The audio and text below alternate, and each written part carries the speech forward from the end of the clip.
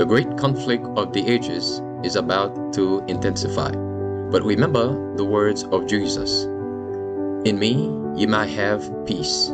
In the world ye shall have tribulation. But be of good cheer. I have overcome the world. Would you like to know how to exercise courage and fight the good fight of faith? Listen to this devotional.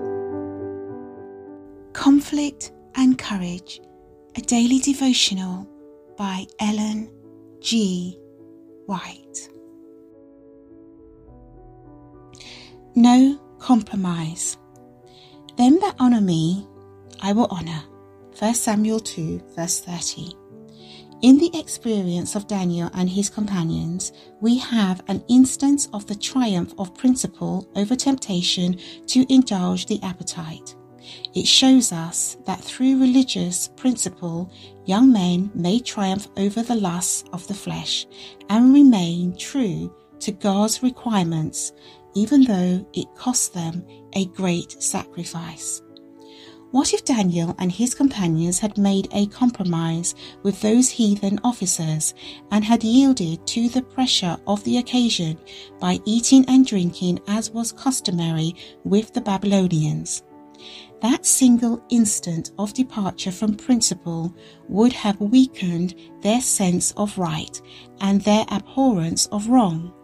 Indulgence of appetite would have invoked the sacrifice of physical vigor, clearness of intellect, and spiritual power. One wrong step would probably have led to others.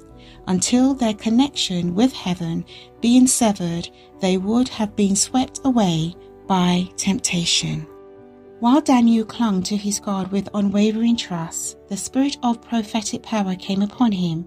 While he was instructed of man in the duties of court life, he was taught of God to read the mysteries of future ages and to present to coming generations through figures and similitudes the wonderful things that would come to pass in the last days.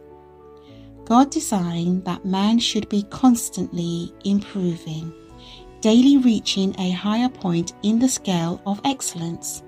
He will help us if we seek to help ourselves. Our hope of happiness in two worlds depends upon our improvement in one.